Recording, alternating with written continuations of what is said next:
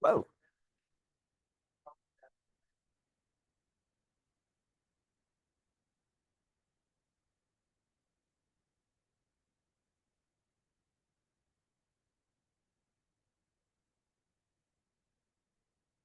So I'm glad you're all here. Welcome.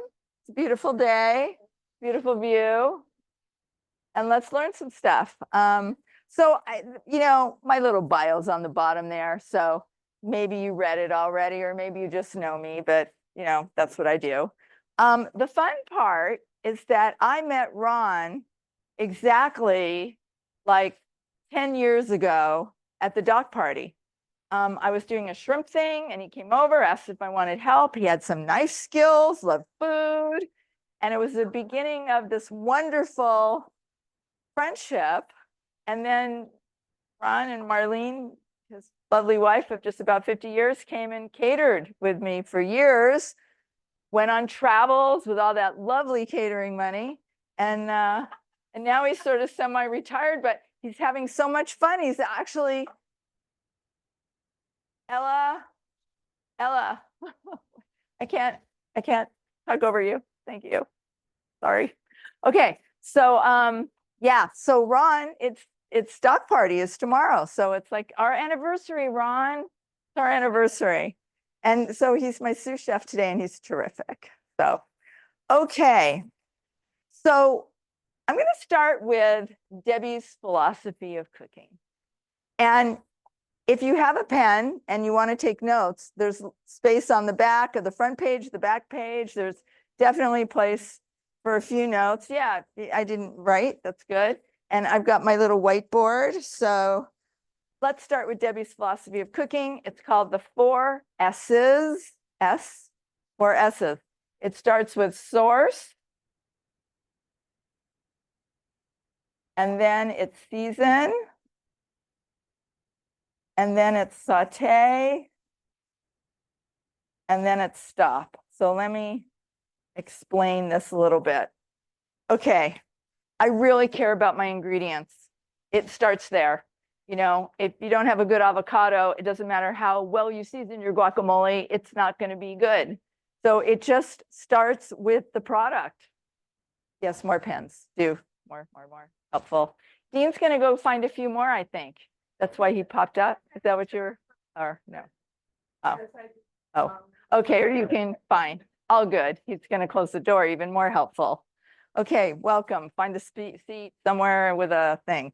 Okay, so it all starts with sourcing your ingredients, and I'll be talking about that over the course of the next 2 hours. Second, seasoning. I'll definitely be talking about that.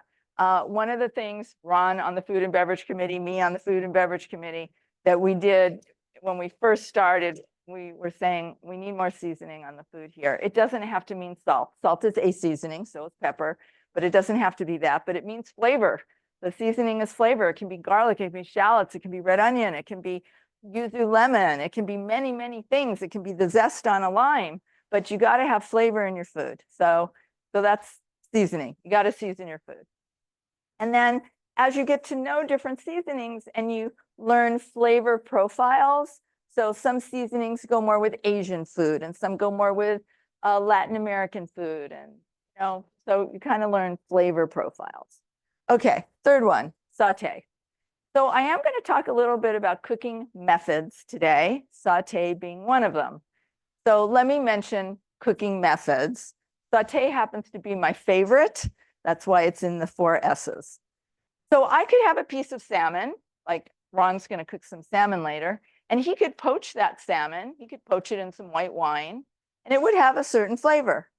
But he's going to cook it differently today. It's going to have more flavor. So certain cooking methods just have more flavor. So you have a nice, and the salmon happens to be beautiful. The salmon came from Fish King Wholesale, where they cut it up right there an hour before you pick it up. Yeah, it's gorgeous fish. Okay, so that's saute. So cooking methods. We have dry cooking methods and moist cooking methods. So moist ones are like boil. So today, before I came here, I boiled some pasta. And pretty much that's the only way to cook pasta. So there's not a lot of, I can do something with it afterwards maybe, but it's boiled. I could steam things, like we love steaming vegetables. I could simmer things, which is a lower temperature than boil, or poach things, which is lower than simmer. I got boil, I got simmer, I got poach. I have steam, which is up there with boil. Steam and boil are the same. Do we know that? Interesting, right? Steam and boil are the same. They're both at 212 degrees at sea level. Of course, if you go to Denver, Colorado, Mexico City, climb Mount Whitney, things change. Okay. Those are the moist heat cooking methods. Food will not brown in moist heat cooking. So if you want to add color to your food, that's on you. The browning, which is what I think adds all the flavor, the browning methods are things like baking, roasting, and then all of your grilling, barbecuing, broiling, all of those, that's all dry heat methods. And then anything with oil or fat, frying is dry heat method. Even though you're using a liquid in the pan, it's a dry heat cooking method and your food gets color. I'm going to cook some stuff in oil and the food is going to get color. So that's a dry heat method. And the dry heat methods tend to give you more flavor. So I roast tomatoes in the oven, or I broil something and I get a char on it or on the barbecue. So you get flavor with those dry heat methods. Okay, so saute is just up there as one of the methods. It's cooking in a little bit of oil.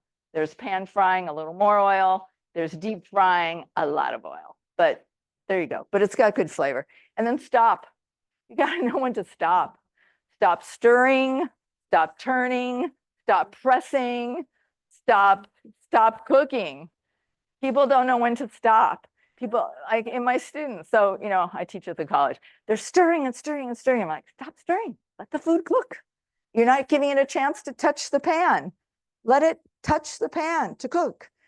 And when you're stirring, you're just bringing all the air temperature into your food, which is lowering the temperature of the cooking and stopping it, you know, prematurely. Or they love, this is a favorite thing, they flip a hamburger. I didn't even bring one because I didn't need it, but they flip a hamburger and they press on the hamburger. Stop, I say, stop. You're missing out all the juices, taking all the flavor, taking it out of the pan.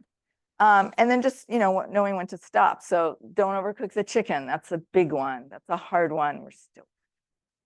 Don't overcook the fish. So a thermometer is a friend until, you know, you kind of get the feel of it. So Dean over here, my new husband, on the first, third date or something, first time he came to my house, I invited him for lunch and I was making some salmon. I was grilling it, I think. Yeah. And he just stood. He stood on the side, just watching me cook. It was interesting. It was an odd date. Usually they don't just stand there watching me cook. But I did something and he's like never forgotten. I was taking my thumb, I'm pushing on the salmon. I guess he'd never seen anybody do that before. But pushing on meat is one of the ways you can kind of tell when it's done. And there's a test. Have you ever heard this one? Have you ever seen this? Okay, so if you go like this, and you feel right here, it's kind of mushy. And if you go like this, it gets a little harder. And if you go like this, it gets harder. And if you go like this, it's really hard. And this is kind of like medium rare if it feels like that. And that's kind of like, you know, maybe that's rare, medium, well. So kind of by the feel. So you can kind of tell by pushing. I push on a poached egg. I'm poaching eggs and I'm gently tapping my egg, you know, and when it's done. Okay, moving on. That's Debbie's philosophy of cooking in a nutshell. Next, what I'm going to be doing today is focusing on flavors and technique. So, you know, it's like, what do I do? What do I do? So I've decided to just do some stuff about technique that you can transfer anywhere, you know, and that's sort of how we teach at the college. We teach techniques and you learn the technique, and the same thing works on a turkey burger or a pork tenderloin or a whatever. So I'm going to do two things before I actually kind of start. First, I'm going to show you so that Ron can be doing his thing. He can be helping me. I'm going to show you about the 3-step breading process, standard breading procedure, SBP. It's in recipes sometimes. It's written that way, SBP, standard breading procedure. Raise your hands if you've all breaded stuff. Raise your hands if you haven't breaded stuff. Okay, so a little repeat for some of you, but I'm only going to do like really fast. And then Ron's just going to bread over there. Yes. Another thing. Oh. Always. We just sharpened. We got the chef to come down because I forgot to bring my steel. Start doing your prep.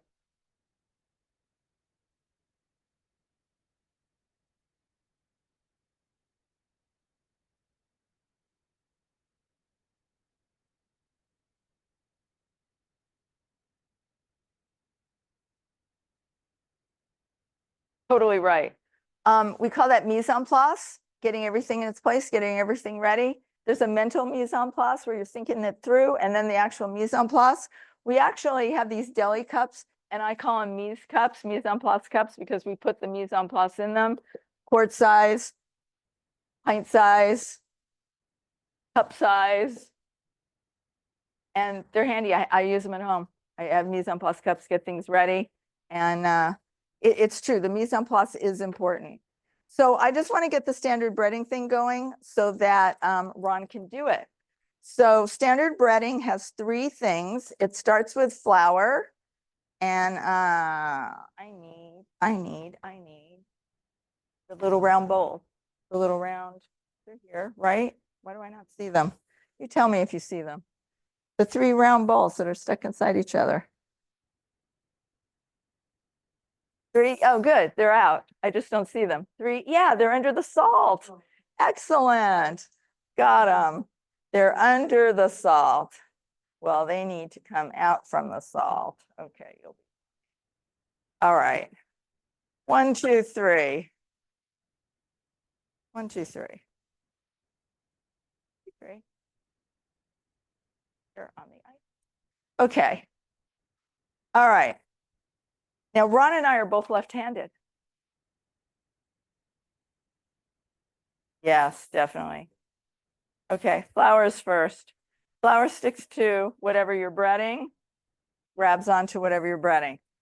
You're breading mozzarella sticks, zucchini sticks, vegetables. You're breading chicken, which is what we're going to do. You're breading pork cutlets, whatever you're breading, flour is always first. Regular AP, all-purpose flour, nothing special. Then you need a couple of eggs. A couple of eggs, that's always second. On the final exam, my students just took.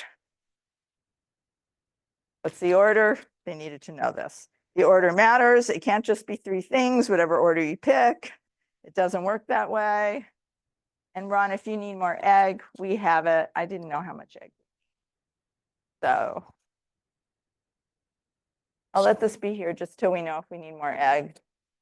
There, because you might. And lastly, some kind of breadcrumb or crumb. You can use Italian breadcrumbs, seasoned or not. You can use panko, Japanese style breadcrumbs. You can use cornflakes.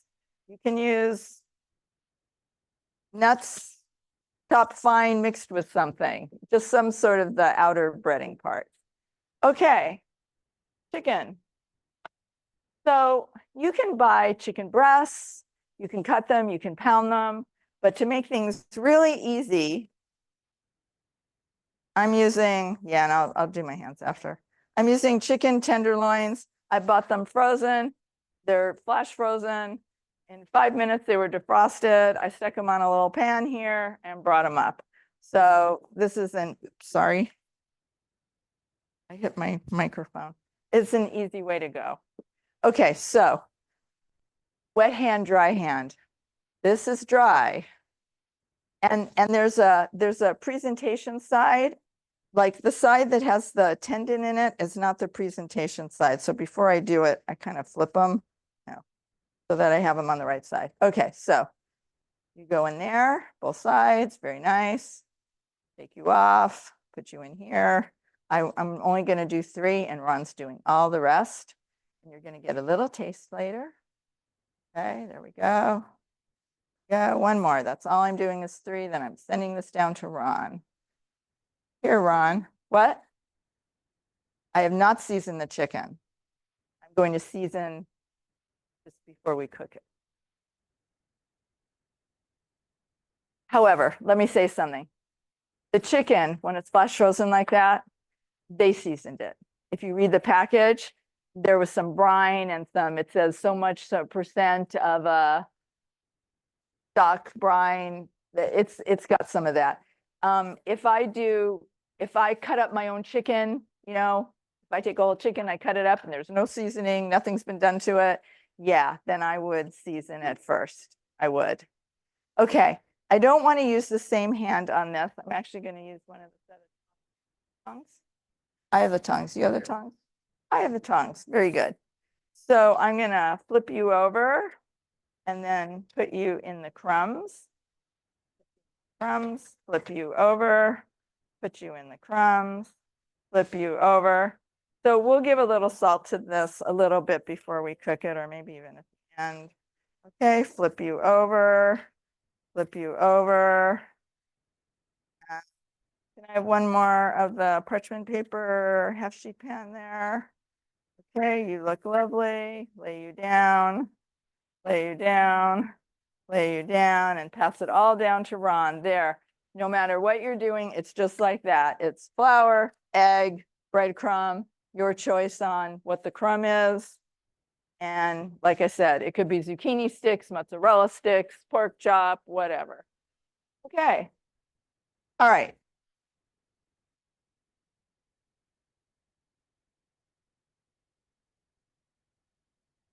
Does. Always good to have a sous chef. Okay, I'm going to show you one more thing now in the land of sort of prepping. So we are going to cook a pork tenderloin. I love pork tenderloins. They're little, they don't take up a lot of room. They feed a bunch of people. They're always tender. It's beautiful. It's cheap. This whole thing was $9 and it's 2 meals. I think really, I mean, I think it feeds 4 people. So I think so. So let me just do this a little quick. And Ron's going to tell you that if you use a cutting board on stuff, you should. I got it at Trader Joe's. Trader Joe's. I did almost all the shopping for this today at yesterday, Trader Joe's. Okay. You do have to be careful with chicken, with your knife, your whatever, because it can be a harbinger of stuff. So this is all you do. You take a tenderloin, so easy. You look at it, you see if there's any silver skin on it. This one hardly has any, a little bit right there. That's all the silver skin. That's not much at all. Sometimes they have more.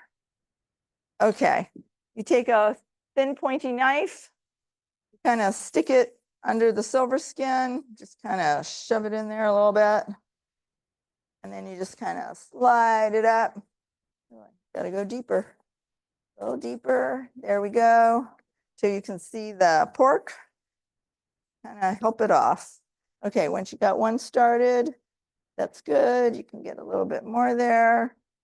The silver skin doesn't go away when you cook it. So that's why we don't like it.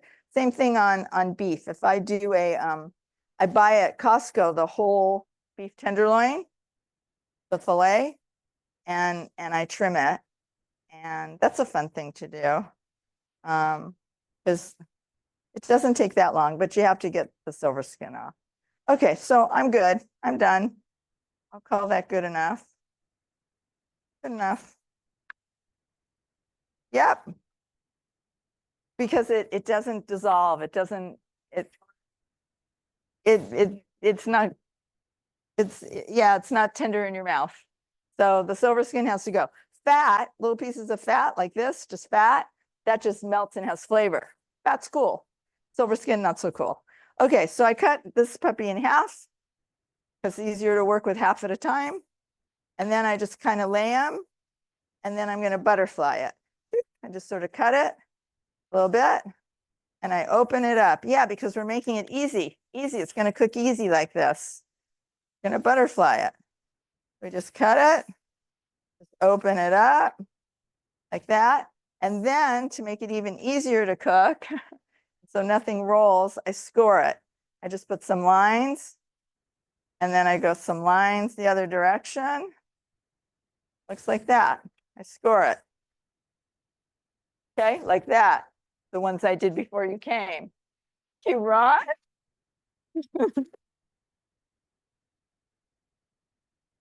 So there's some thoughts on that, and most of them say no. Most of them say that you're going to cook it. You're going to cook it, and the cooking temperature is going to kill anything that was there. And if you wash it, now you're getting germs in your sink, maybe that you're not using bleach to get rid of, and then you're going to wash some fruit in your sink that you're not going to cook, or some lettuce that you're not going to cook, and that's how you're going to end up getting sick. So most schools of thought are, don't wash your meat. Yeah, absolutely. It's especially true for chicken. Don't wash your chicken. You're not eating it raw. You're going to cook it. And it's going to, yeah. Yeah. Okay. So I've shown you this, and let's talk a little bit about seasoning. Talk about seasoning. Seasoning. Okay. So I sourced it at Trader Joe's, and but you can buy chicken tenderloins almost everywhere. However, I do care where I buy a lot of different things. So meat, like ribeye or meat, mostly Costco, USDA choice. Your grocery store is mostly selling USDA select, not choice. You have to look for choice, and you'll never find prime ever in a grocery store, really. You can find prime or choice, but most Costco is choice. It's good quality meat at a great price. Things like ground turkey, only Jenny O. Don't buy it at Trader Joe's. It doesn't taste the same. I don't know why, only Jenny O. So when we changed the turkey burgers here at the club, you know, and the turkey burger needs to be 93.7, needs to be 7% fat. So I care. You know, this is what I mean about the sourcing. Okay, seasoning. Here is Debbie's basic seasoning. Dean calls it my BAM blend. So I use this all the time. If you don't like so much salt, you can use this, although I use this too, but you can leave this out, you know. Lowry's garlic salt, again, sourcing. Lowry's garlic salt.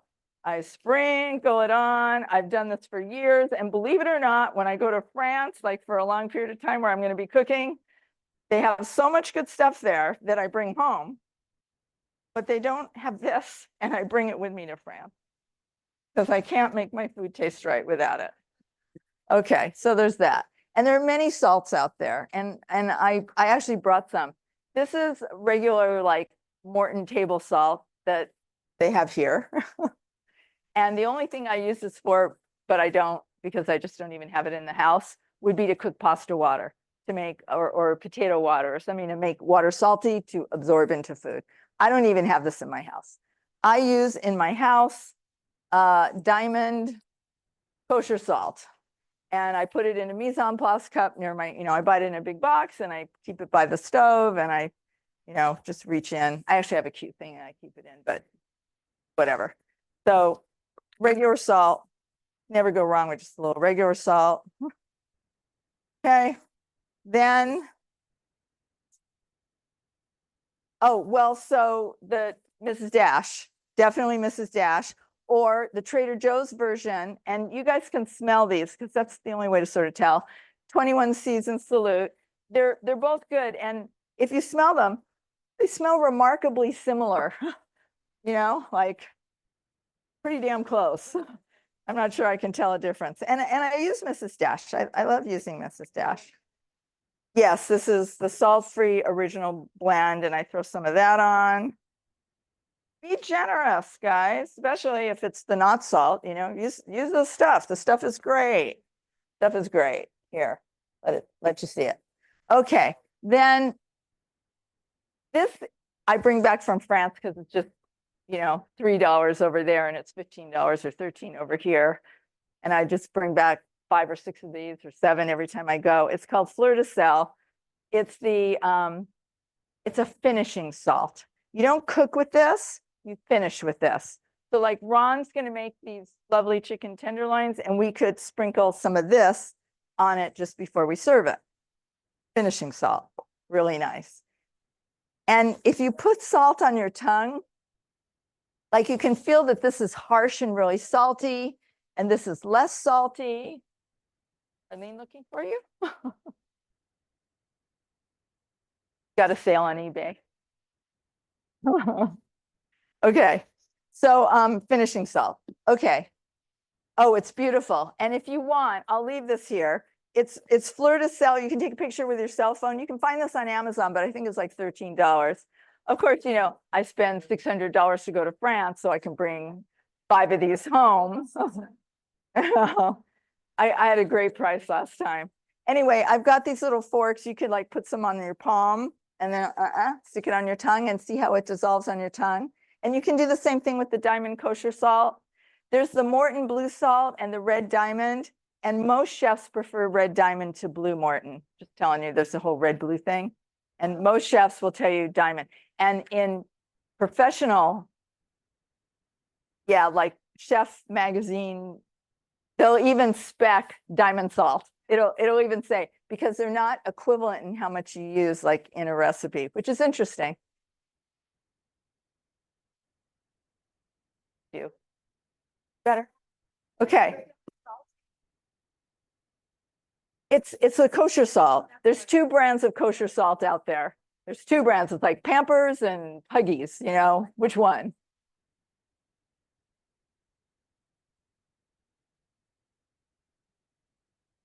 Kosher salt, diamond kosher salt. Yeah. The only, I don't even have in my house the other salt, the Morton pour salt. I don't even have it.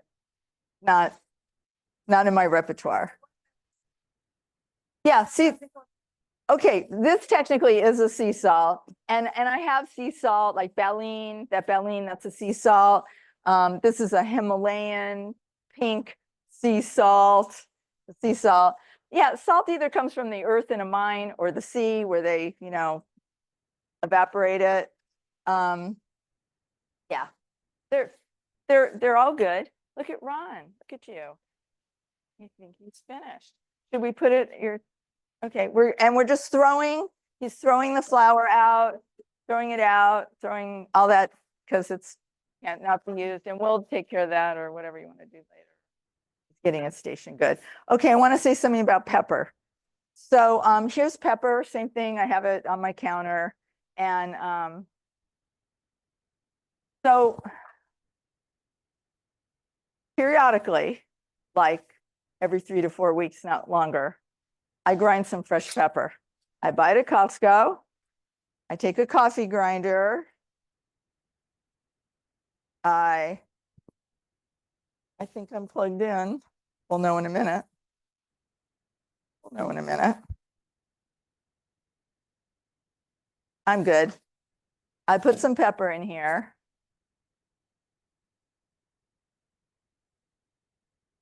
Dean and I don't drink coffee, so it's not a problem. They're only used for spices. And then I do this. A little loud, sorry. And you can do it coarse or medium or fine. But there really is a difference. Pepper it loses its fresh pretty quickly. Oh, I have it right here. So I'm going to pass this around as I throw some on my.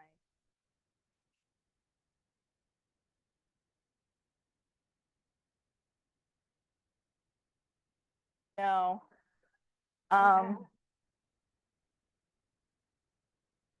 You know what? I should know the answer. And I don't. I know where to find it, or we could Google it. It's white pepper. Yeah, and there's also pink and green. There's 4 peppercorns. There's black, white, pink, and green. And I have a book that has it in it, and I do not have that memorized, but Siri or Alexa or Google, anybody will know. Okay, look, here's my pepper. Sprinkle from higher up. Higher up.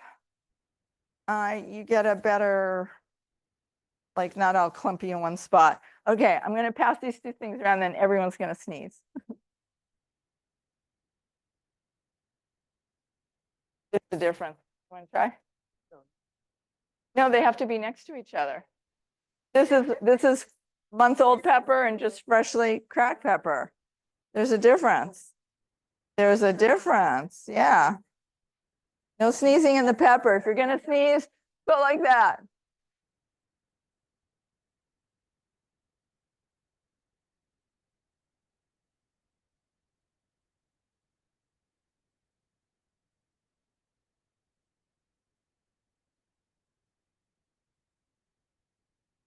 Yeah, so have you noticed in the bar that when you eat in the bar now, they bring you a pepper mill, basically, a disposable. We used to shake our pepper in the bar, salt and pepper. And now you can do this so that in the bar, when you eat in the bar, you get fresh pepper every night. That was us. We made that happen because I feel strongly about fresh pepper. Yes. It depends on the spice, whether it's whole. This can be kept a long time. This could be a year or 2 years. But once it's ground, yeah, once stuff is ground, really 6 months. Yeah, but even if it's not hard and sticking together. Okay, so we are going to, I'm going to do this on Ron's side because he's going to finish it probably. Okay, so I'm turning on his cast iron skillet. And we have some different oils. I keep my oil like this at home. Ron, I'm putting it on your side because you're going to be cooking. Maybe we'll both cook side by side. I started you. Okay, this is Costco olive oil. This is their extra virgin Costco olive oil. You always heat your pan first, and then you put your oil in. Sometimes we do oil and butter. We're not on this one. Sometimes we can mix oils like the olive oil and the grapeseed. I could do that one. Or I could even do some olive oil and mix some avocado oil into it. I could do that. Can I have the other cast iron? We'll both do this. And then I guess, or should you just do this? Oh. It's lovely. I used to get the Trader Joe's Spanish oil all the time. I used to do that a lot. I don't know. I'm deciding whether to cook it in 1 or 2. So you need just quarter of inch of oil on the bottom. Quarter, small, not a lot. Quarter inch. Yeah, maybe we'll just do it in yours. We'll do that. Do it in your pan. Okay, and then okay, so what Ron is going to do, we always put seasoned side down first. Yeah, you can change your, I'm not when it's this thin. If it gets an inch or thicker, yes. But when it's like half an inch like this, no. So seasoned side down. Okay, and I just put my hand there to feel.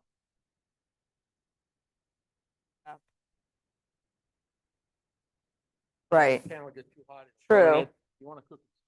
Yeah, and I don't know, we might even be too. You'll see. It's hard to see it here. I don't know. We'll see. But I agree. Okay, here we go. Cooking begins.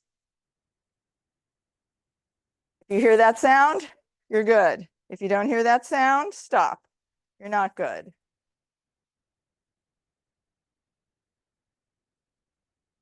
Okay. When they're done, they can come on here. It doesn't need parchment. They can just come on there because I had the parchment. Okay, and then when Ron is done cooking those, Ron will cook these. Okay? Okay. All good. So, flavor and technique. Flavor and technique. So far, we talked a little bit how we flavored, but I could do these same seasonings. I left one off. I left one off because it's not out here. I'm going to put it on this side because this is me. No, where's the, here, cayenne. I don't know if you want this for your, I don't know, you can think about it. Okay, so, okay, I like flavor, I like pepper, he likes pepper, we like pepper. So I'm gonna very lightly, just a little bit of cayenne, lightly. And you find that, yeah. Oh, because there's things all done.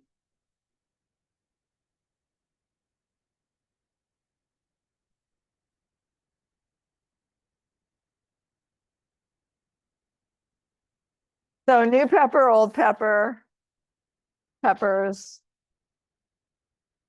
Okay. All right. So he's going to get a good dark color on it before he flips it. You don't have to go back and forth. He's got tongs. He can look. It's got to have a nice dark color, and then we'll flip it, and then we'll get a nice color there too. And then we'll pull it out, and we'll pull it out. He'll pull it out back onto the same pan that we had before. Okay. All right. Yes. Yeah, but not often. I use a meat thermometer always when I do a whole fillet that it cost me $189. I sear it, I season it, I sear it on a grill usually. You know, it's a big piece of meat. And then I finish it in the oven, and I finish it to 125 degrees, and that needs to be spot on. So I'm checking with the thermometer. Then I take it out and I let it rest before it gets cut. And it's beautiful every time. Beautiful. You can even go slightly darker. It's okay, leave it there. What? Oh, yeah. Darker. But even a little bit darker. Like this color maybe on both sides, or just flip it that way. Yeah, I turned. Now, you know, okay, look, it's cooking hotter in the middle. So what we're gonna do is just turn it this way so that the middle is on the other side, right? Okay. So that's what you do there. Okay.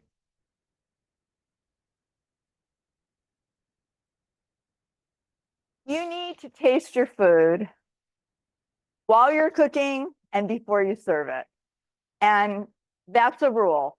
And when I teach, they have to wear a chef's jacket. There's a pocket, and everyone's got little spoons and forks in their pocket. And before I come over, when they go, is this good?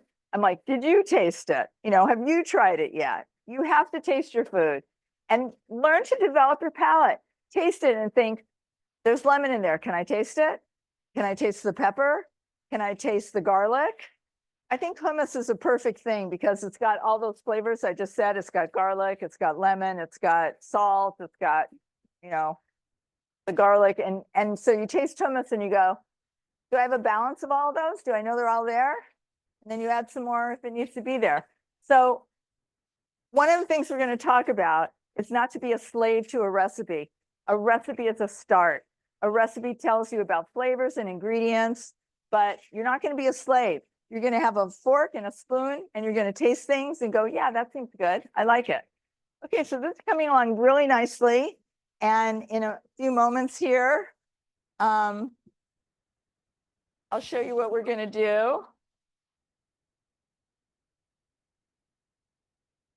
We're going to take it out. I'm going to, no, don't. Now I'm going to just make slices, and then I'm putting it back in the pan. Yeah, so we're good. Just get the other side kind of the same. A little more. Yeah.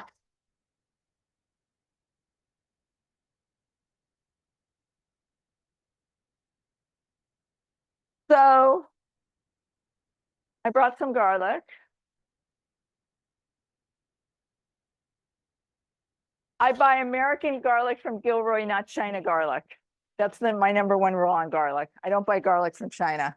I don't like what they did with melamine in the baby milk. So mostly Costco garlic, Gilroy garlic. I went to Smart and Final, It was all China, China, China. I told him I wouldn't buy it. You know, tell your boss, tell your boss you're missing a sale. And then garlic, you can slice it, you can crush it, you can chop it, you can put it through a, you know, a pureer. Yeah.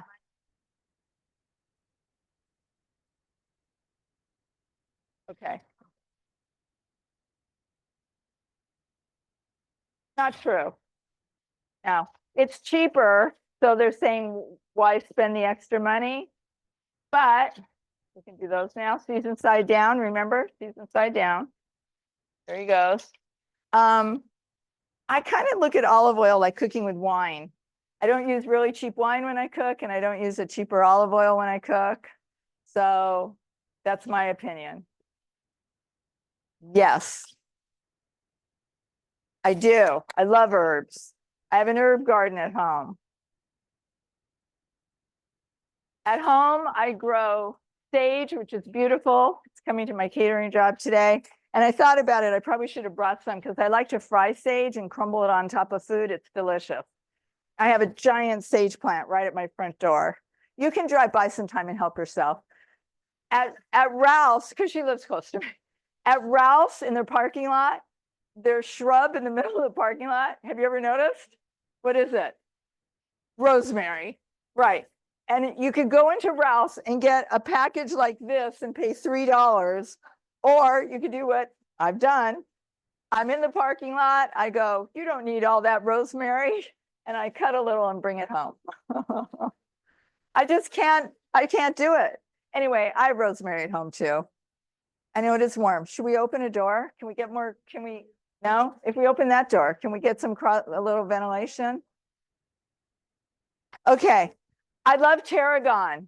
Love tarragon. It's a beautiful herb. Use it. Beautiful herb. Yeah, guys, cold water. Drink some cold water. Thank you, Ron.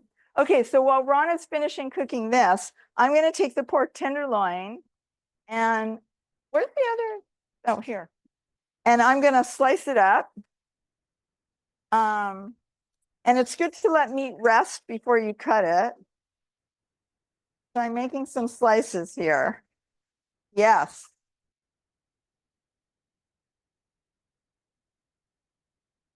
I love avocado oil when cooking. I'm not going to say better, but I'm going to say also, and it's a great oil. It's a high temperature oil. I could have done it now. I could have, all good. Okay, this is beautiful, Ron. Look at this. How beautiful that is. Can you see?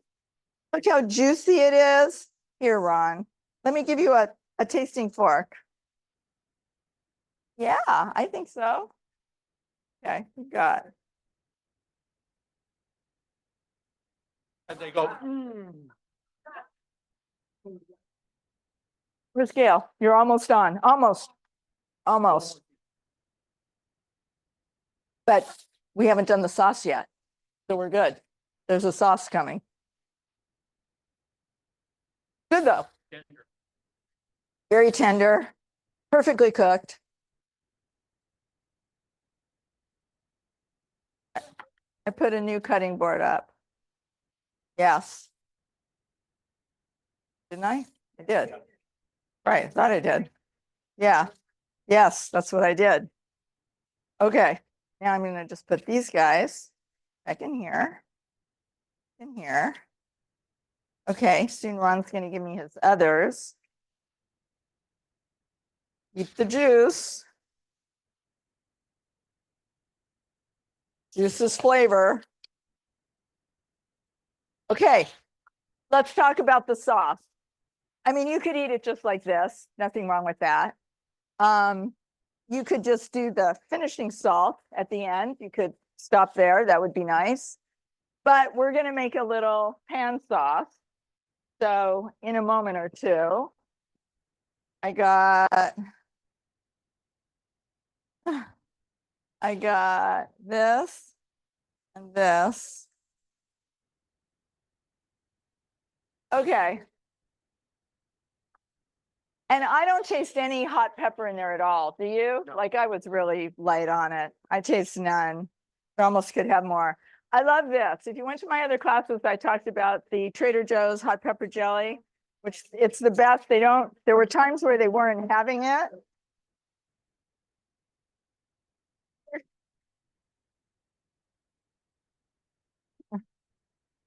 This is a Stonewall Kitchen tangerine marmalade or Stonewall Kitchen Major Gray's chutney. Also very good. This one's a great one. So here's what we're gonna do. How's it coming? Thank you. Yes, thank you. Okay.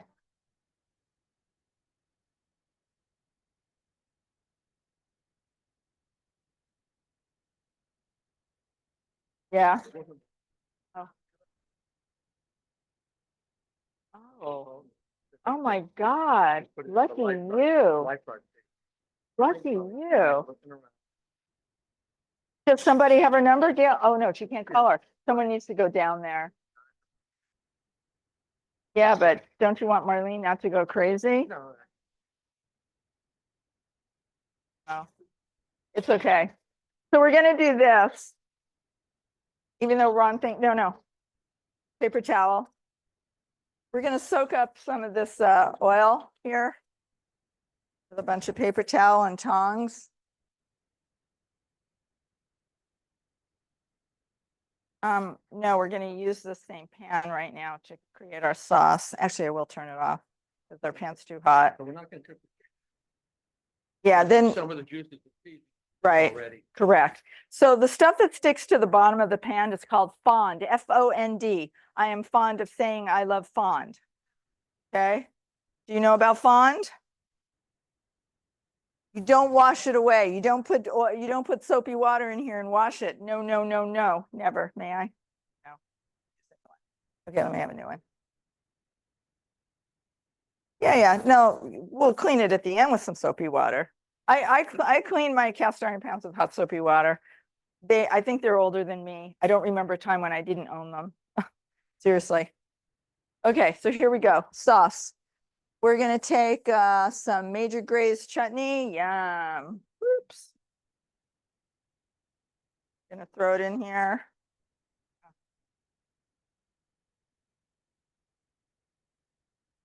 Yeah. You know what? We need, yeah, that would be helpful. Major Gray. Yeah. It's Stonewall, but Major Gray is like other people make Major Gray. And that was my tangerine marmalade. Any apricot jam, whatever you got around the house. This I love. It's got some heat to it. So let's put a little of that in. Yeah, hot pepper jelly. Okay. Okay. Can we have some water? Like a cup of water. Joel, can you get me a cup of water? You're right back there. Okay. Deglazing the pan to remove the fond.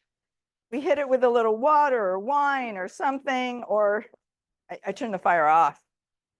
It's off. That's good. I'm just putting a little bit of water in here.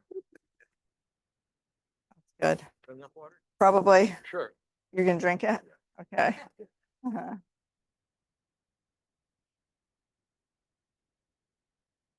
I'm putting my pork in. Remember that? And see how this pork is. Oh, good. Marlene came.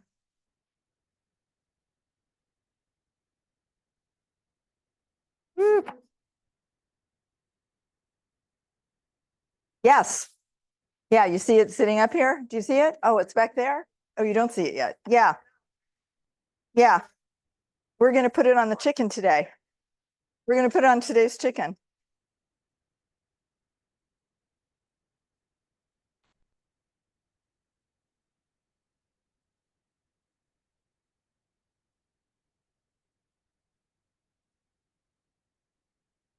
Good. Well, Gail, you are almost on. You could probably stand up now because you are almost on. Yep. Stir, stir, stir. Yeah, we're going to put some. I'm going to find a way to put this sort of near you. we're gonna put a little bit on here. Woo. Maybe someone will help you. Maybe Regina would help you. Okay, keep stirring. Get some jam on everybody, unless you tell me I need more jam. Yeah.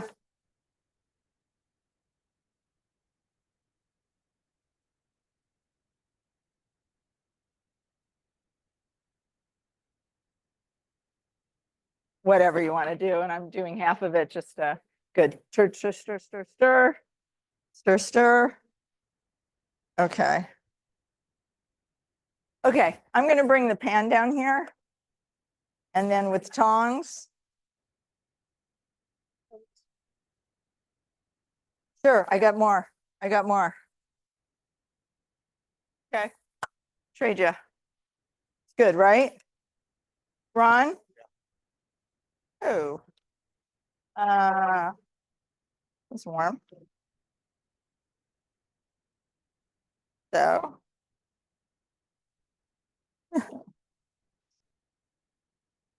Hey guys. Here we go. So tongs, or my tongue, your tongs. Well, I think. No, yeah, there should be enough. Right? Ron, can you help with this if I move on? Just like 2 pieces. Okay.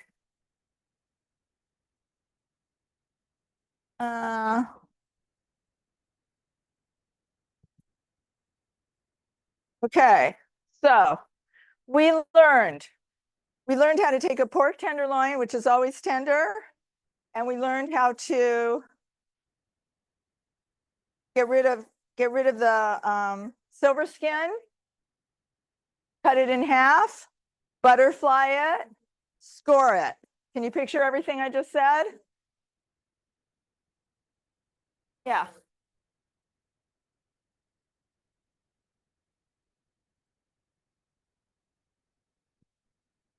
You could bring it scored to the boat. Yeah. And you know what? You don't even have to defrost it before you cook it if you go on a little lower temperature and cook it a little longer. You could. Yeah. Yeah. You could. I used some Major Grace chutney. I used some tangerine marmalade, but it could be orange apricot jam. I use different things. I use fig jam sometimes. Yeah, mix them in a little bowl and taste it. If it tastes good on your mouth, it'll taste good on the food, right?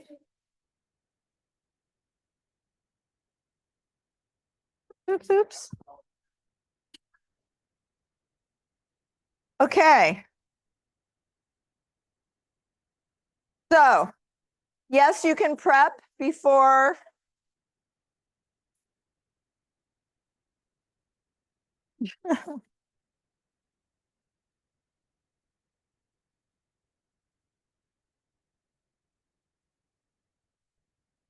Okay.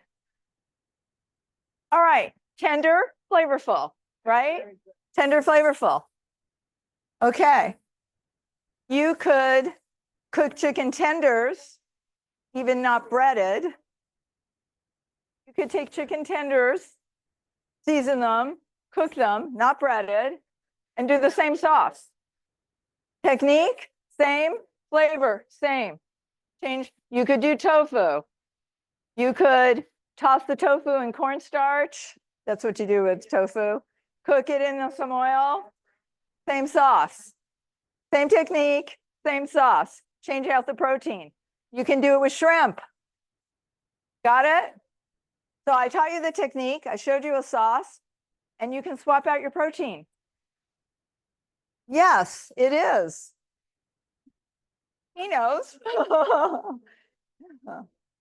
Okay, everybody get some? Dean, you got some? I want a piece. I want 1 piece. Okay. Okay. Yum, yum. So Ron, you're gonna cook the chicken tenderloins next. Okay? I do, right there.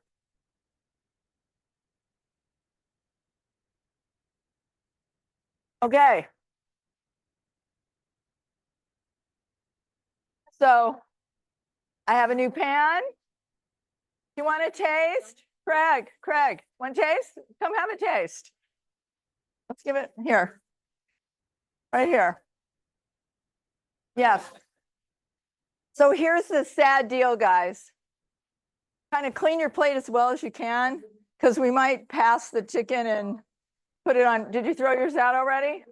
All right, I have more, but not enough to go triple or 4 times. I don't, unless Craig wants to send us some of his little pans. No, I don't know that he does. Yeah, whatever. I brought like 60 of them or something, but I don't have enough to go and go and go. We'll figure it out somehow. Okay, so the pan has to be hot first. Okay, next, the oil. How about we do a mix of the avocado and the, this time we could do that. I don't usually cook in garlic oil. I would flavor it at the end, maybe. But love balsamic vinegar. Let me talk about it. I'm going to pass this around, and you're invited to put just a hit on your little plate, then use your finger and taste it. This is, my label says good balsamic. So balsamic is anywhere from crap to wonderful, and this is wonderful. It has no name. It was from Italy. A student brought it as a gift, and I put it in a thing. The balsamic glaze at Trader Joe's is not bad. I use it. It's a bottle this big. It's a small bottle. It's called balsamic glaze. It's thicker and sweeter. Most balsamics are horrible. There you go. Or put on your fork. Just drip it onto your fork. Yeah, drip, drip, drip, drip, drip. Go ahead. Go ahead. Go for it. I'm sharing. I'm sharing. I'm sharing. We could pass the bottle around. No, this is just a quality balsamic from Italy, and it's thick like the Trader Joe's glaze. I used to make my own glaze. Okay, so I clean my board, and I'll clean this knife, and your oil is heating. Woo. Some of it is. You know, if it's expensive, it's probably better. I have, shh, guys, hi, hello, back to class. If you have a comment, love to hear it. Question on balsamic about, how do you know a good one? And I said, usually if it's expensive, it's better. I've been given balsamic vinegar as a gift several times in my life. And I have a bottle that I still, yeah, you're probably good. Yeah, okay. Yeah, and I have one. Okay, we're throwing a little Mrs. Dash on here. Why not? And just a little bit of this guy. Yeah, a little bit. Yes, it is. And we're going to see if we're hot. Listen, ears. But it's bubbling. It's bubbling. I'm okay. Don't overcrowd the pan. That's a rule. It's a rule. Don't overcrowd the pan. So people are going to make a stew and they tell you to brown the meat first, and they put all this meat in. And then what happens is you are not sauteing, you are poaching, because all this liquid comes out and you're cooking the meat in liquid when you want dry heat cooking, and you don't have dry heat cooking, which is what I said at the beginning. Okay, I think I can fit one more without overcrowding. I want a good brown color and flip her over. What about it? 1/4 inch. Technique. I've used the same technique over and over and over again. Just make it taste different. Yeah. It won't be long on this. Cooks pretty quickly. All right. And then when Ron is done with all the chicken, Ron is going to move on to the salmon belly. And I told him he has carte blanche because he's a fisherman and he can decide how he wants to season it, but he's got to saute it or pan sear it. No, we're not going raw. Okay, now you can see on the sides, turn that guy in the middle. Turn him. Go, turn him, just turn him, turn him. I can see the sides and I know the middle is the hotter part. He's done too. Yeah. Okay. I love cast iron. A lot of my cooking. I did bring other pans today, but I do for this kind of cooking. Cast iron is beautiful. I have small ones, medium ones, big ones. Great. Cast iron is great. Yeah, and then keep them on the edges to cook slower, right? Yeah. Yeah.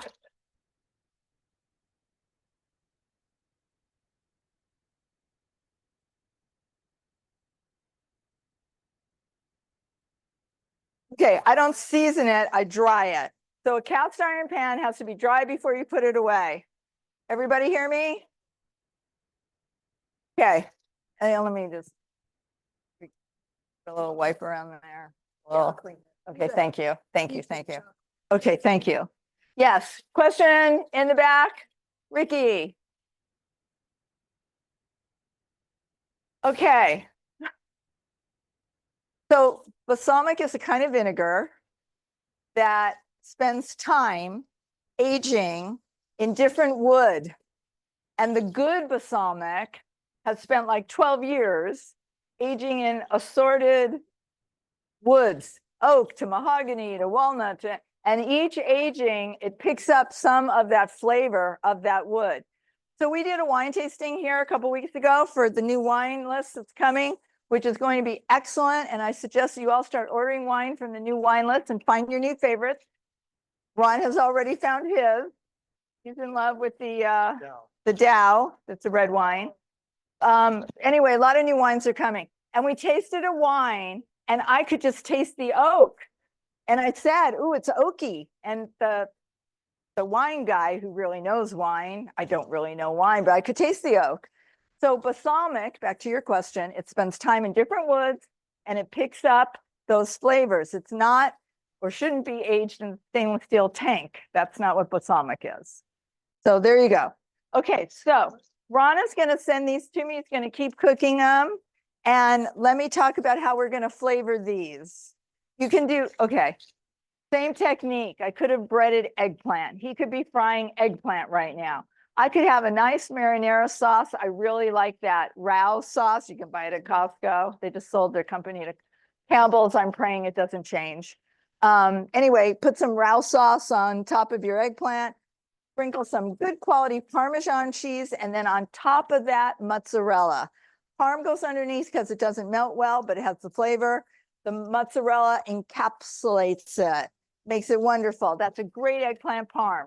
We could do chicken parm with these little chickens right now, the Rao sauce, the Parmesan cheese, the mozzarella. At the college, we do both. We make eggplant parm because we're teaching them standard breading procedure, and then they make either eggplant parm or these nice little cutlets. Okay, so probably, but it was a gift. I had a student go to Italy, brought me a gift. I don't have the bottle anymore. Yeah. I would taste it. And if I liked it on my tongue, I say, great, I love it. I'm all about tasting.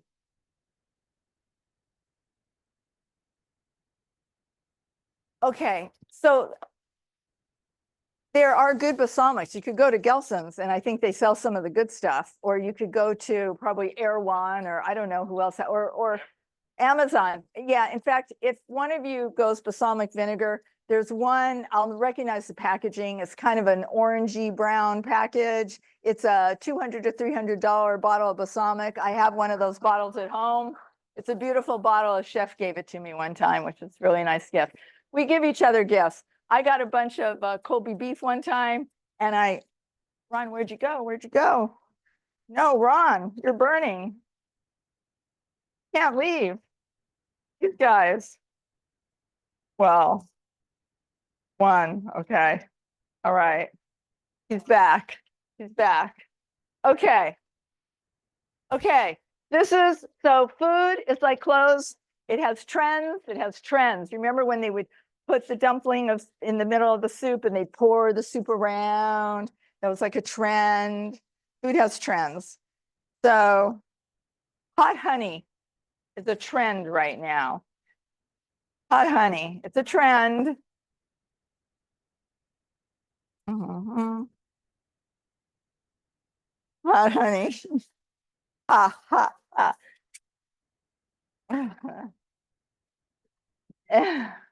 Okay. All right. Hot honey, it's a trend. I put a little on.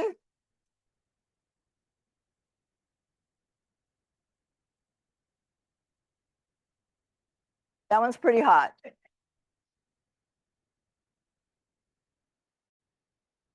I don't know, but that one's pretty hot.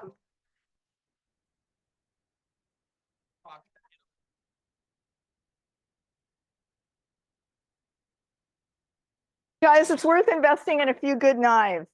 They'll outlive you. I tell my students that all the time. These knives will outlive me.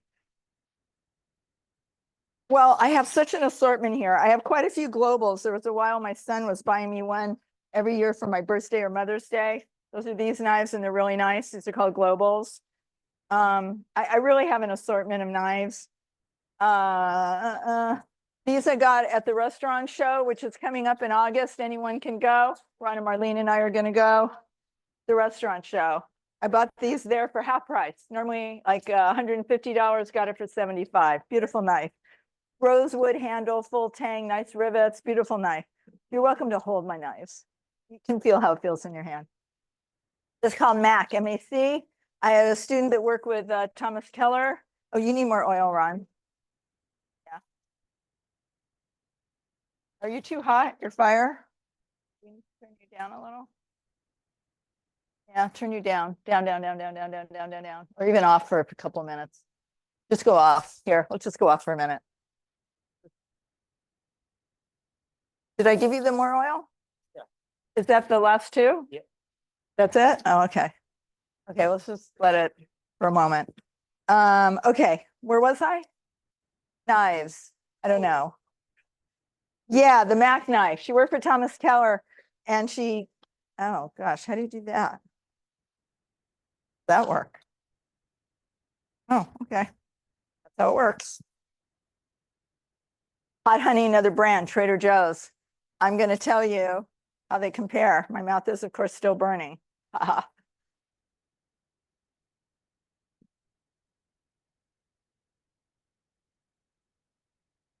Different. Not as hot at the beginning. That's hot at the beginning. They're both hot. I don't know. I'm going to let you decide if you want hot honey on yours. So it'll be up here. You guys are going to come up with your plate. I'm going to have some chicken for you, and you can hot honey or not hot honey. Up to you.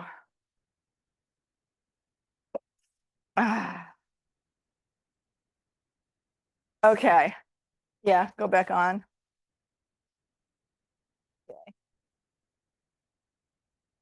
Okay. How's that? You really don't have enough oil. Yeah. Right here. Oh, yeah. Okay, so just cook it down by the oil. Okay. Well, I did use cayenne pepper, huh? Yeah, maybe I should have not because I had the hot honey. But I'm tasting just, you're right. You have a good point. Joel, can I have another glass of water? Because Ron took mine. You know that if something's hot, you have to have dairy. You have to have milk or sour cream or yogurt. water really is not going to fix this. Dairy, totally dairy. Dairy works against the capsaicin and the hot pepper. And yeah, cheese could work. I do have cheese. You're right. I could eat a piece of cheese. I'll do that. I'll have both.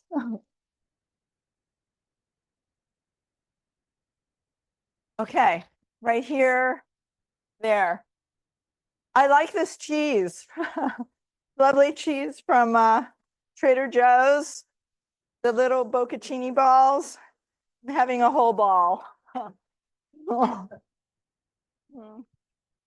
Okay, let me have your cooked. So here's the deal. I'm going to cut them on the diagonal. If they're not cooked, we can throw it in for another minute, or you could put it in an oven if you were where an oven was. But that looks perfect. See that? Good job, Ron. Perfect. Quite nice. I believe so. No, it's at the LA Convention Center. It's the 25th, 26th, and 27th. It's $20 if you register right now. I mean, they do ask you what company you're with. So you could say Del Rey Yacht Club Food and Beverage. You know, I'll be deputized. I'm deputizing you. These are beautiful, quite beautiful. Kids love this, adults love this, Dean loves this. Can't believe he left the room right when I'm cutting these. Not like him. He's been craving these. Okay, where am I? Let's see. Yeah. So we're gonna pass this little tray. You can take one, and if you want hot honey, you have to come up and get some. You could put it just on an end or a corner if you're interested in experiencing that. There's more coming. So yes, with yeah. There we go. Okay, look at you. There you go. Okay.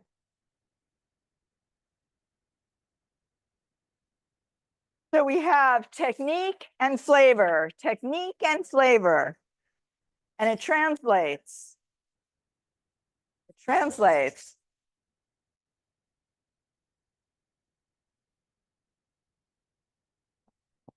Okay.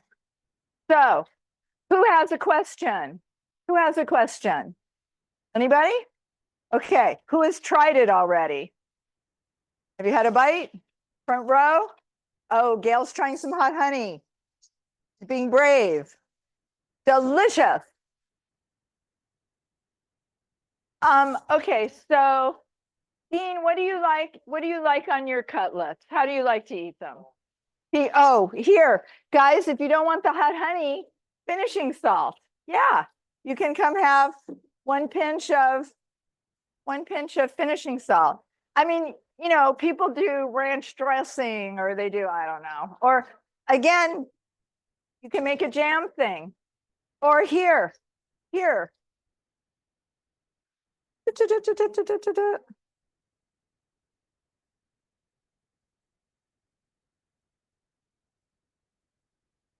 Okay. Thank you. All right.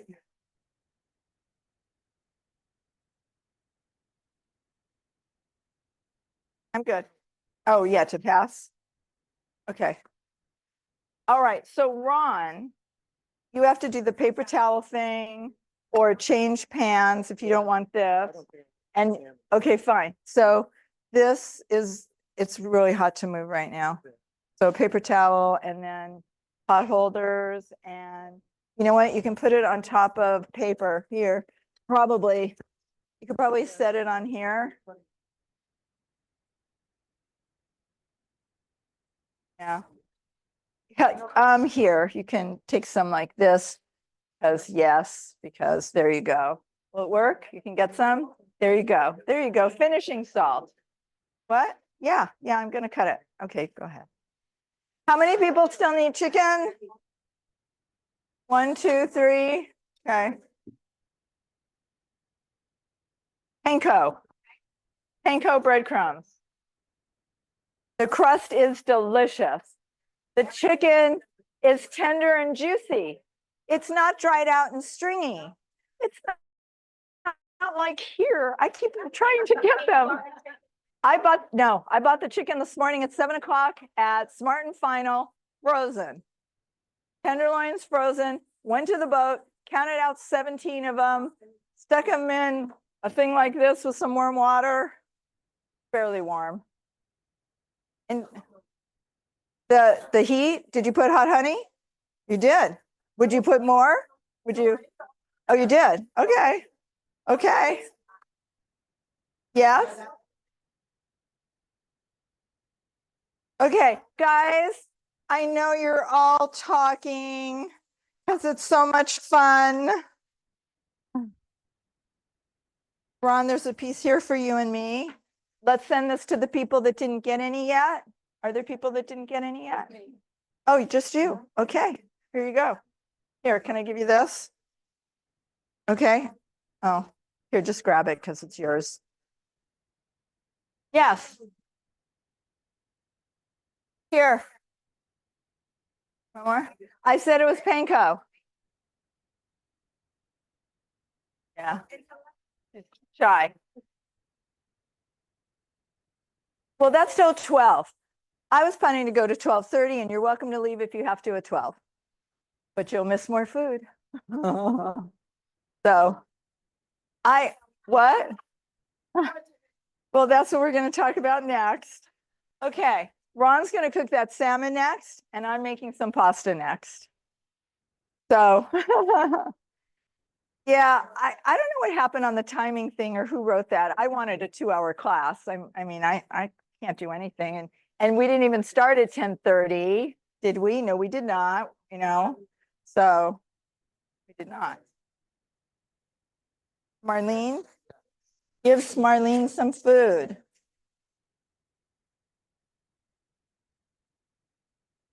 This is a trick, and I'm going to answer your question. Shh. I wiped off my cutting board with the cooked chicken. I flip it over. I'm going to keep going. Okay, question.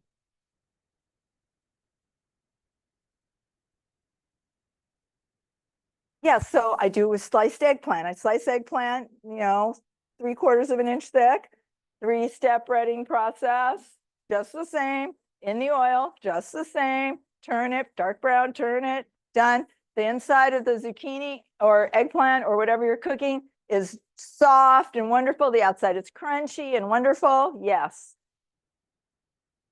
Delicious, right? I do not.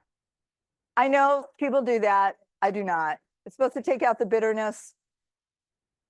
Easy cooking. If it's really important, I do it, but it's not important enough. Yep.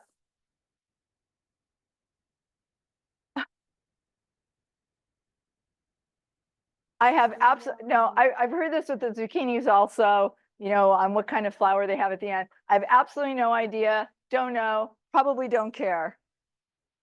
Nah, it has to do with the flour. We're going to move on. Not important. Okay. What matters right now is this beautiful, beautiful belly from the salmon. So if you buy a whole side of salmon, I bought 4 sides of salmon, and you cut off the belly. So I've got these long pieces that I can do whatever with, cut them into slices and season them like you saw me season, saute them in a 1/4 inch of oil, not a 1/4 inch of oil, same thing, same thing. Season side down, turn it, don't overcook it. Remember to stop. And beautiful, beautiful salmon. I cook it all the time on the boat. He lets me, we open up the hatch and the front door. I took the thing, but I cook the salmon on the boat. So Ron is going to decide what he's going to do with this, and then you get to taste that. Meantime, if you do something that we need to stop and talk about, he's just trimming, right? He's just getting his pieces ready. He's going to season. Okay.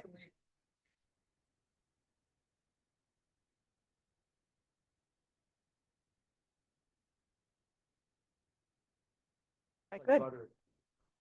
Good. Okay, pasta. So we've done a pork tenderloin. We've done these lovely chicken tenders. Remember, you can substitute out what's inside. Flavors, it's technique and flavor, technique and flavor. Now, yeah, go ahead. Go ahead. Go ahead. Okay, let's open these. There's a thing about basil somewhere in there, pesto. Do you see it? The very end.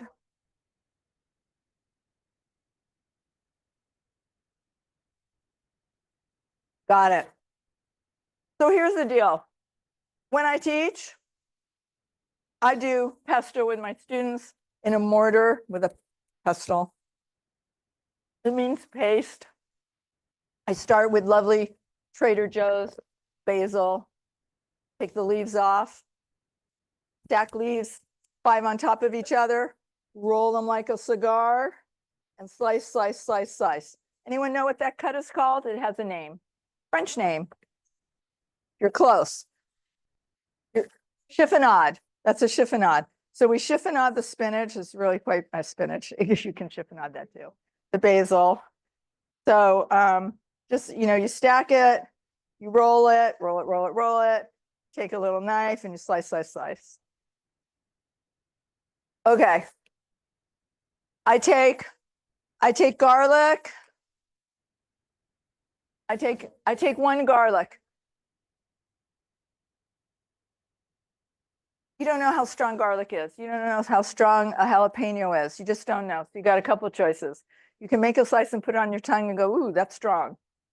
With a chili pepper, I usually do that. You can't tell by the outside how hot it is. Some jalapenos might as well be a bell pepper, and some jalapenos might be a Scotch bonnet. They're just really hot. You just don't know. So, like fruit, you don't know how sweet it is. So you have to taste. It's all about, you got to get your tongue out and let your mouth experience stuff. So when I do this with my students, we take a garlic or so, or half a garlic, and we put it in the mortar with kosher salt, and we pound. The abrasiveness of the salt makes the garlic watery. It pulls the moisture out, it makes it watery. And then we take a whole handful of basil leaves, chiffonade, pound. And then we put some pine nuts in, pound. Put some Parmesan cheese in, pound. And then the last step is some olive oil, good quality virgin olive oil. We do not pound because that will splash. We stir. And that's how I make really delicious pesto. You can do pesto in a blender, and you can put everything but the oil in, and then slowly add the oil. Can't add the oil fast. You got to go slow. Important. Okay. So this recipe, it says fresh basil leaves, no stems, some pine nuts. Oh, I said the pine nuts, right? Pound. The garlic, the extra virgin olive oil, which is last in the Parmesan cheese. I pound the Parmesan cheese or blend. The last thing I do is the olive oil, slow. So it's a basic recipe, and then taste. If you think it's too garlicky, it means you might have had some really strong garlic. So if I do multiple batches, or I do a small batch first, because you don't know how hot your garlic is, then you can put no garlic in the next batch to balance it out, or you can put it on your tongue to taste. Anyway, pesto is a great flavor ingredient. You could put pesto on chicken. You could cook fish, salmon, whitefish, halibut, anything. Season it how I showed you. Cook it in the oil like I showed you, and you could put some pesto on it. Drizzle some pesto, lovely. Put it on pasta, lovely. Okay, so I'm not going to make pesto here. I gave you the recipe. You can try it at home. I'll tell you that the Costco Kirkland's not bad, not as good, not bad. Depends how important it is to you, what time you have or whatever, or if you're traveling or who knows.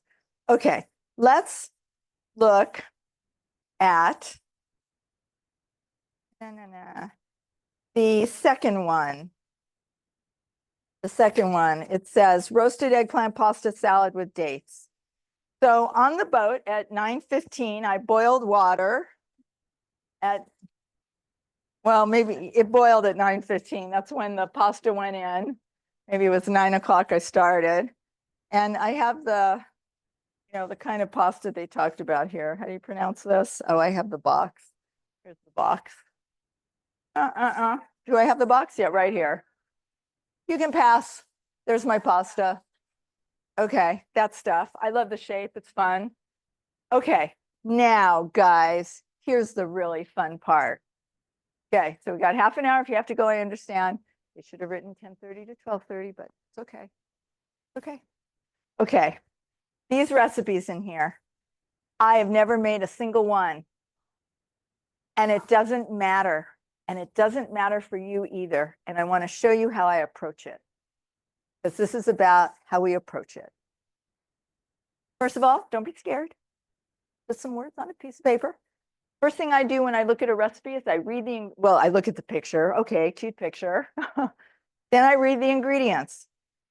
It has some red onion, okay, sliced. Has some eggplants, okay, they're cut into cubes. Has some olive oil, then has some flavoring. I look at cumin, oregano, red pepper, salt, that's seasoning. So ingredients are onion and eggplant.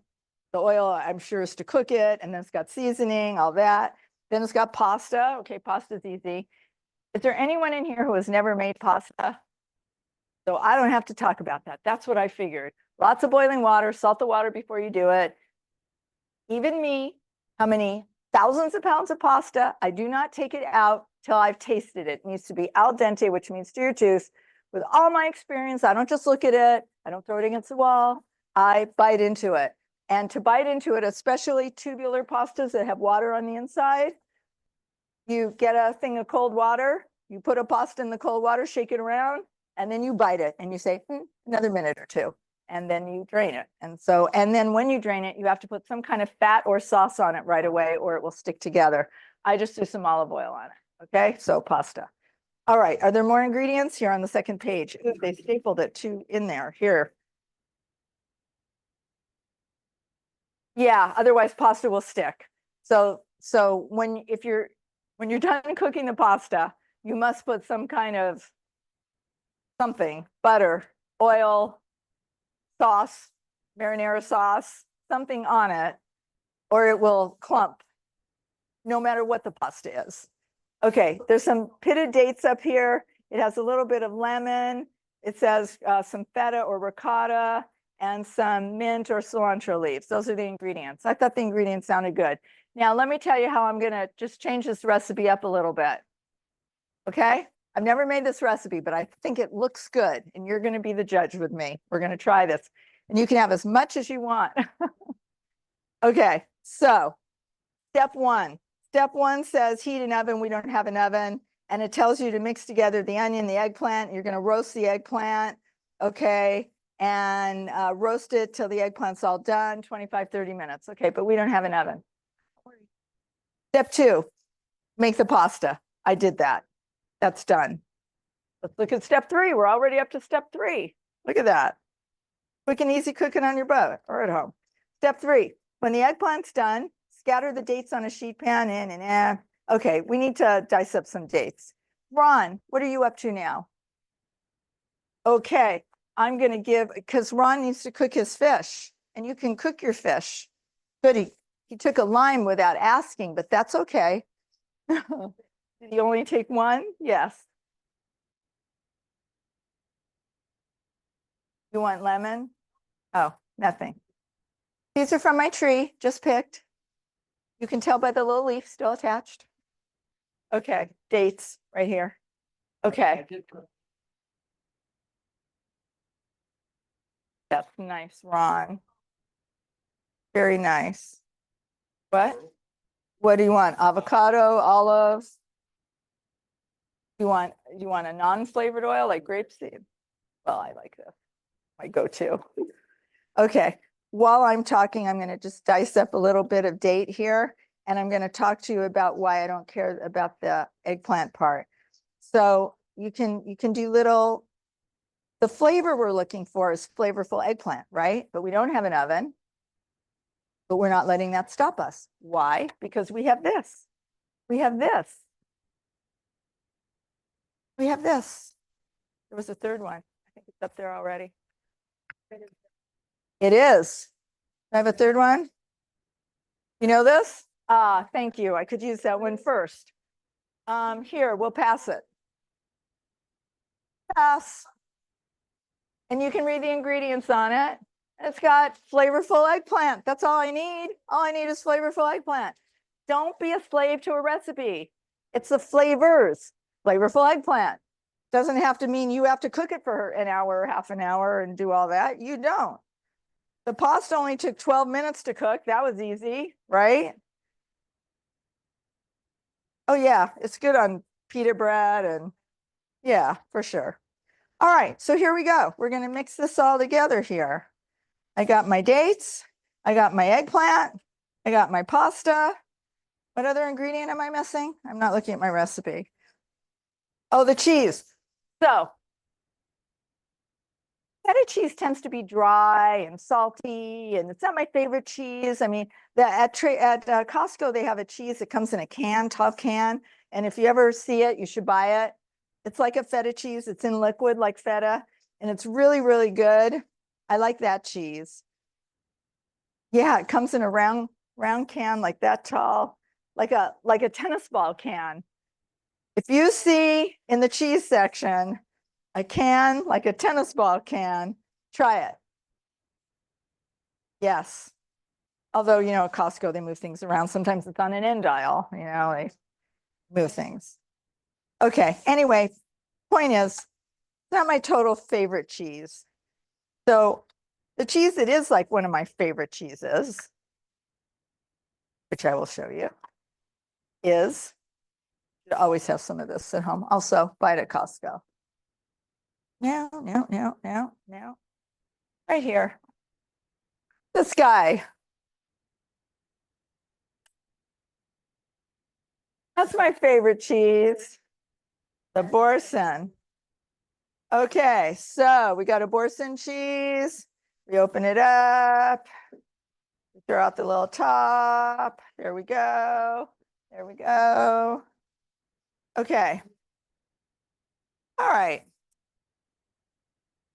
My turn. So, all right. So step 3 was about the eggplant, a little lemon juice. Maybe I'll use lime or not. And then everything just gets mixed. And they say a little mint. They're suggesting a little bit of mint with that. So I do have a little mint here. But it could also be tarragon, which would even be better. I'm going tarragon. I'm going tarragon. This is what I'm trying to show you.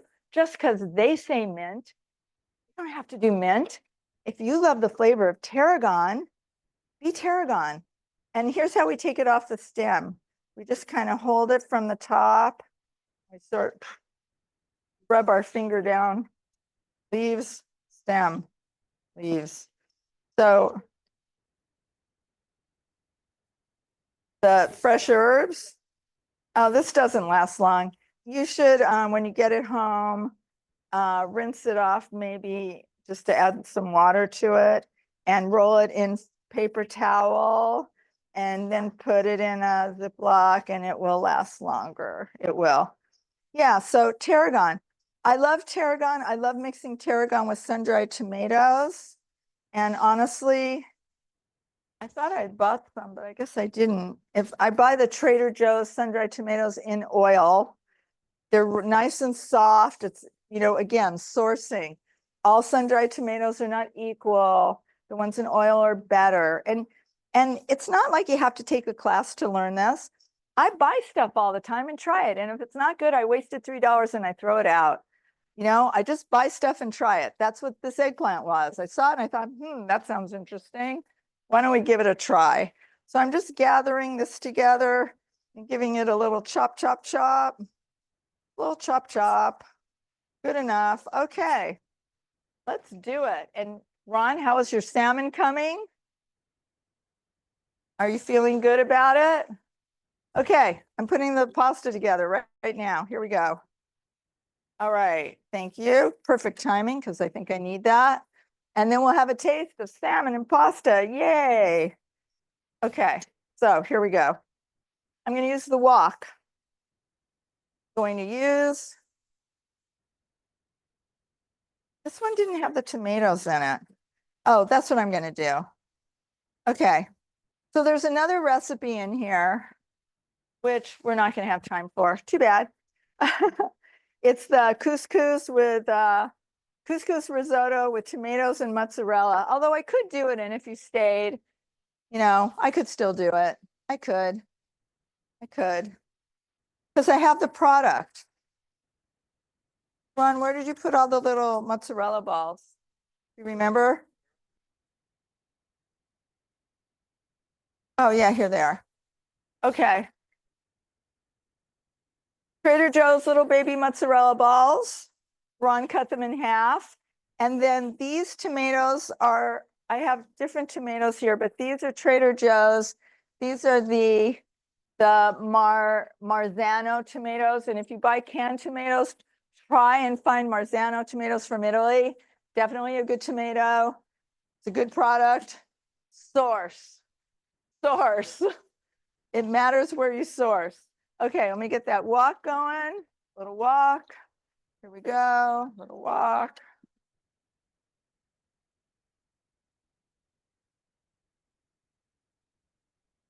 Okay, little walk. Turn the fire up. Okay, step one. Gonna throw some tomatoes in here. Why not? And I'm gonna throw some kosher salt. Kosher salt. Kosher salt. There we go. Little one for the boat. Big one at home. Little one for the boat. Like I said, I have cast iron. I don't have big cast iron on the boat. I am on a strict, small, not a lot of stuff. Let's use our fresh cracked pepper. Yes. Yes.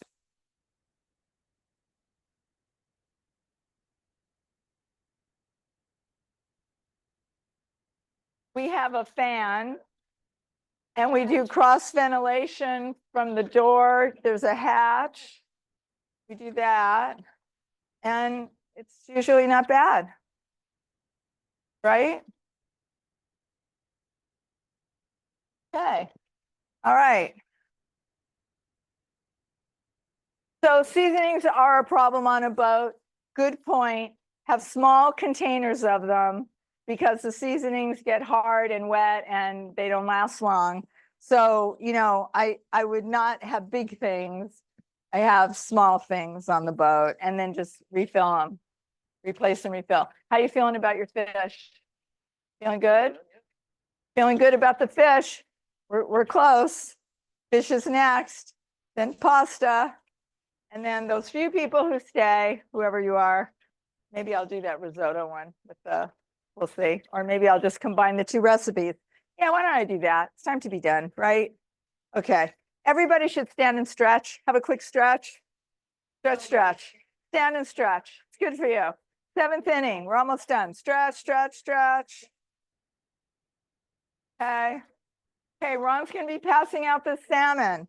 Do you want a little pesto with it or just plain salmon? Okay, we'll open up the pesto and you can try that.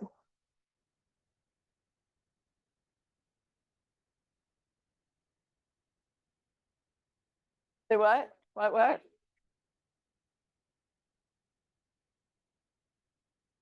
But she's getting it, right?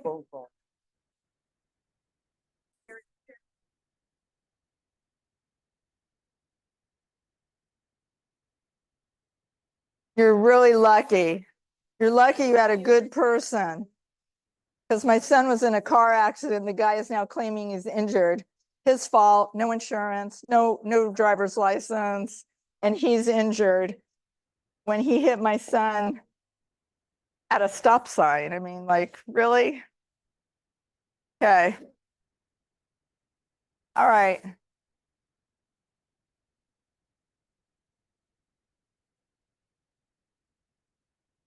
Get a plate. Oh.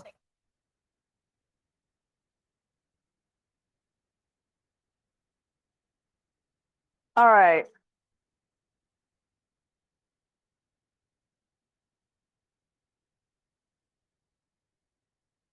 I put it in a dry pan, no oil, and I blistered it. I have a little bit of char on it. So then I just put some oil in now.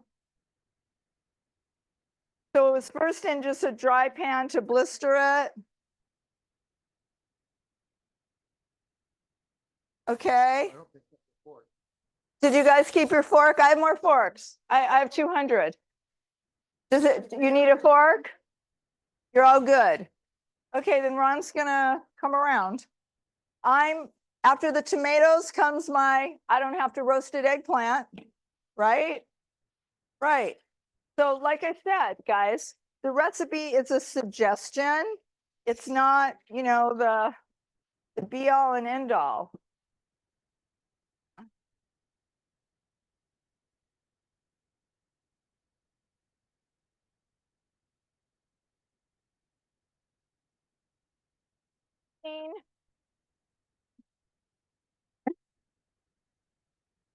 Yeah, you can do the recipe, or you can make it quick. Need to bang it. Oh, you got it. Thank you. Here we go. All right, eggplant going in. Eggplant going in. Then pasta going in. Easy peasy. Pasta going in. Pasta. Pasta going in. Pasta. This is going to be my dish tomorrow for the dock party. I got more eggplant, more pasta, more tomatoes.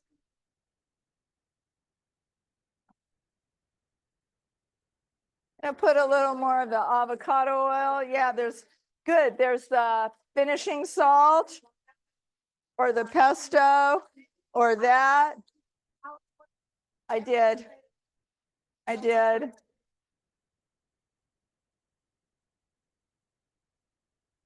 Okay. Now I'm adding some dates for sweetness. And a little bit of water to thin out the eggplant. So it coats. A little bit of water.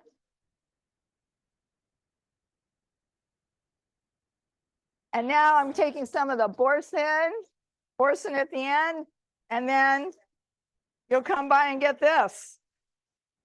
Oh yeah, thank you. Tarragon, thank you. Thank you. Tarragon, no.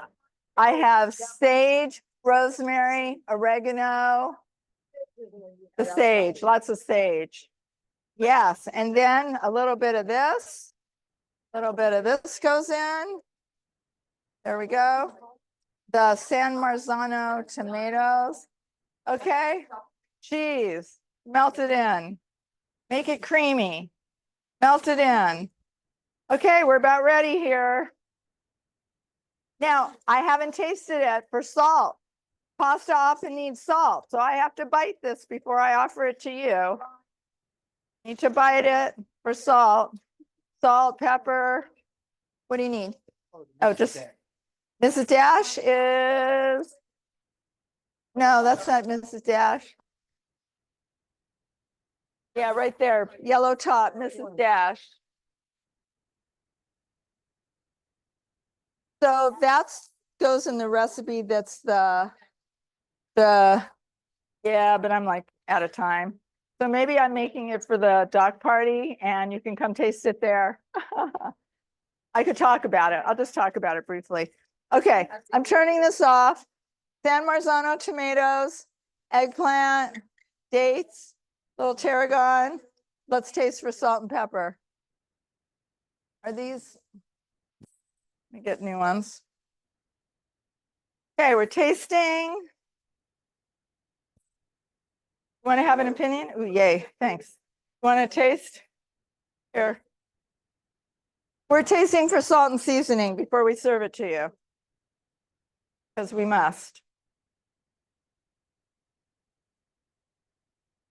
Very hot. And you could chill it and have it be a cold dish. The sweet is the date. Wow. He said, what's the sweet?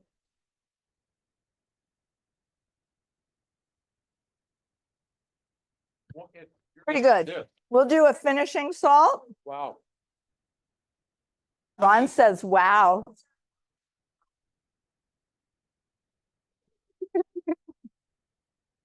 Okay, so let me say one more thing.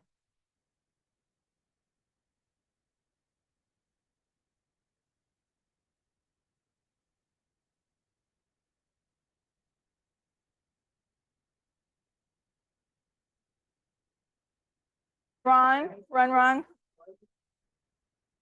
Can you just, like here, put this behind me, put this behind me, put this behind me. I got too much stuff here. You know, we're gonna just take stuff away. Okay, ladies and gentlemen, I'm about to serve this. Or you're about to.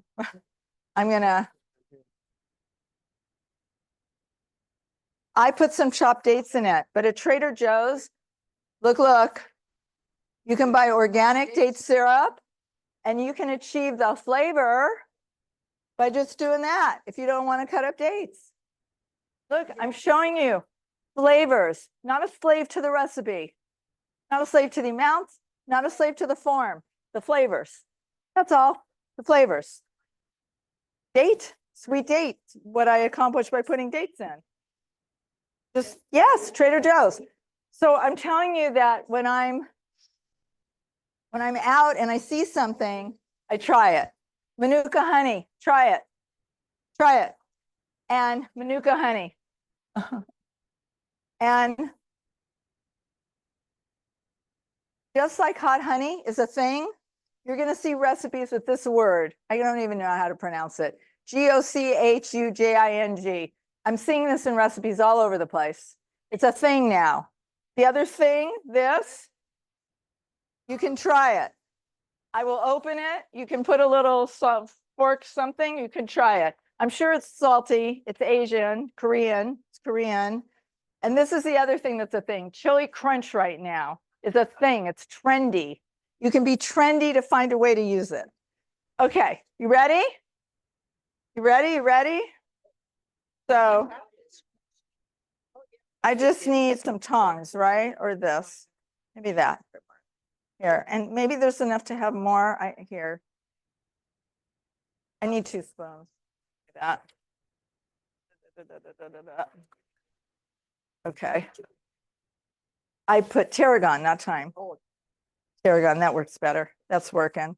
There might be more at the end. I don't know. There might be. We'll see. Come. Don't be bashful. Come. There you go. You got a good there. Here we go. You're welcome. Here we go. Okay. It's okay. I'm going to make more of this for the dock party. Tomorrow's dock party. That's my contribution. Was this simple enough for you? Just some pasta, a jar of the eggplant. I taste it. I taste it. I just taste it in my mouth and I say, I like that, or yeah. I just taste things. And if I waste $3, whatever. But you know, you get some good finds in there. Do you get enough stuff? Oops. You get stuff. Here, wait, have some more pasta. Regina, I have more pasta. Come back. There's plenty. Okay, come have more. I got plenty here. Okay, so I never made this recipe until right now in front of you. I wasn't scared. I saw what the ingredients were. It was simple techniques. No fear. Well, just no fear. It's technique and flavor. That's all. Technique and flavor.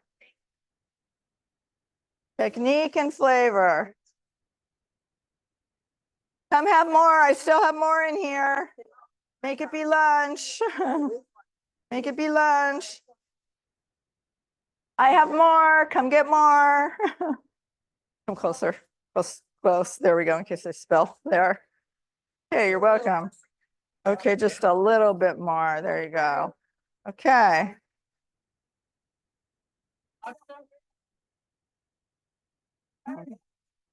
You're welcome. All right, so that concludes our class.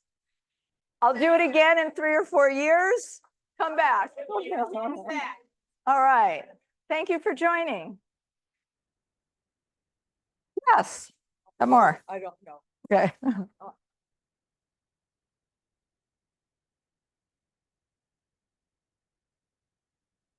Right, electric skillet. Do everything. But what I've been doing.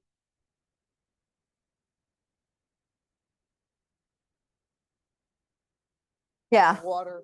right.